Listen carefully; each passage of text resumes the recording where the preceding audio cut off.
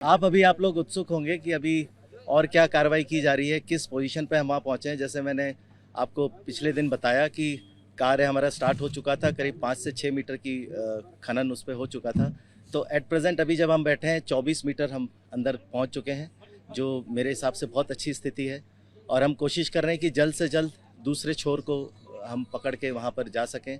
और जैसा कल मैंने बताया था आपको कि जो मशीन काम करी, इसकी भी रिडंडेंसी के लिए हम लोग आज एक और मशीन को एयरलिफ्ट कर रहे हैं। वो इंदौर से हमारे पास आएगी, तो वो कल सुबह तक पहुंच जाएगी, ताकि इसके पीछे अगर बीच में मान लीजिए ये मशीन रुकती है तो हम उसके सहायता से हम आगे का खनन कार्य कर सकते हैं। अगर रेट देखें तो लगभग 24 घंटे में लगभग 22 से 24 मीटर, तो 1 मीटर पर आवर जा रहा है। ये क्या शायद बीच में देखिए, इसकी प्रक्रिया ऐसे होती है कि 6-6 मीटर के पाइप है। पहले हम उसको अलाइन करते हैं मशीन के ऊपर में और उसको फिर पुश करते हैं, और उसके अंदर एक ऑगर होता है जो अंदर से खनन करते हुए पीछे मलबा को फेंकते जाता है।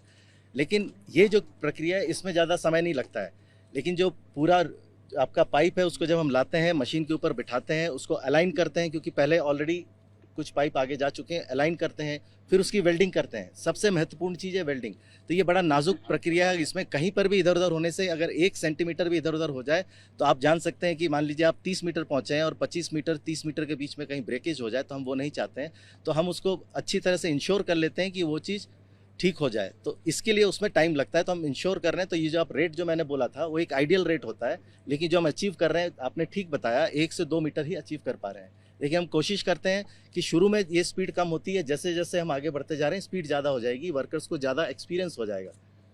और जहाँ पे जो वेल्डिंग की प्रक्रिया चल रही है, तो हमने इंश्योर किया है कि 4 से 5 वेल्डर एक साथ कार्य कर सकें। कुछ कटिंग हो तो वो भी हो सके, तो साइमल्टेनियसली सारी प्रक्रिया एक साथ चल सके।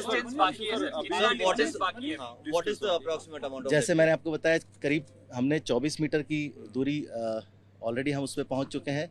तो हम सोचते हैं कि अगले 30 से 35 मीटर और हम अंदर जाएंगे तो हमें ब्रेक थ्रू मिल जाएगा।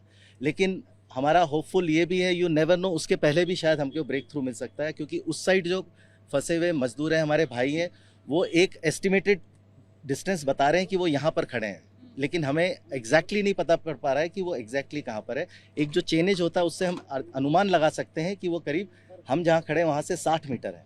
तो 60 में 24 हो गया, तो आप मान लीजिए और कितने मीटर आप बाकी है, तो वो हम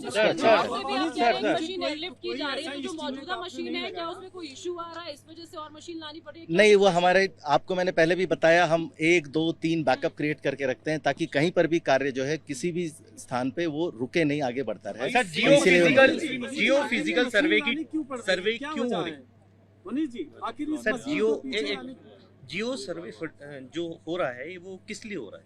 जियो फिजिकल, देखिए, कंटिन्यूसली जब इस तरह के कोई भी कार्य होते हैं तो हम उस कार्य को और अच्छे से कार्य कर सकने के लिए हम साथ में सारे तकनीकी एक्सपर्ट बुलाते हैं जो हमारे साथ अभी मौजूद हैं, जैसे मैं पिछले 2-3 दिनों में बताया, और वो कंटिन्यू अपना कार्य कर रहे हैं कि इसको और कैसे बेहतर किया जा सकता है, या और कोई उपाय है कि नहीं, plan A, plan B, plan C कहीं फेल होता है तो वो उसको हम आगे एक्सप्लोर करते हैं, साथ में हेल्प करते हैं। सर, पहले नहीं कराना चाहिए था ये? पहले से भी करा रहे हैं, उसको और इन्फोर्स करने के लिए जो हमने एक स्ट्रैटेजी ली है, उसको स्ट्रैटेजी सही जाने उसको री इन्फोर्स करते हैं, ताकि ये ना लगे हमको बीच में कि जो हमने डिसीजन लिया है, जो हमने फैसला लिया वो गलत साबित ना हो। तो इसको हम री इन्फोर्स करते हैं। चल रही है, मशीन चल रही है, आप यहाँ से आवाज़ भी सुन सकते हैं, जो कंटिन्यूस आवाज़ आपको सुनाई दे रही है मशीन की। दूसरा, एक और इसमें बड़ी टेक्निकल और बड़ी नाजुक चीज़ होती है कि ये मशीन डीजल से चलती है और वो इनक्लोज्ड एरिया है, तो वहाँ पर हमको बीच बीच में उसको वेंटिलेशन के लिए भी, आप देख रहे हैं कंप्रेशर चल रहा है और उससे वेंटिलेशन भी की जाती है, क्योंकि अंदर जितनी जो मशीनें चलती है जनरली डीजल की नहीं होनी चाहिए, लेकिन जो चल रही है वो डीजल की है,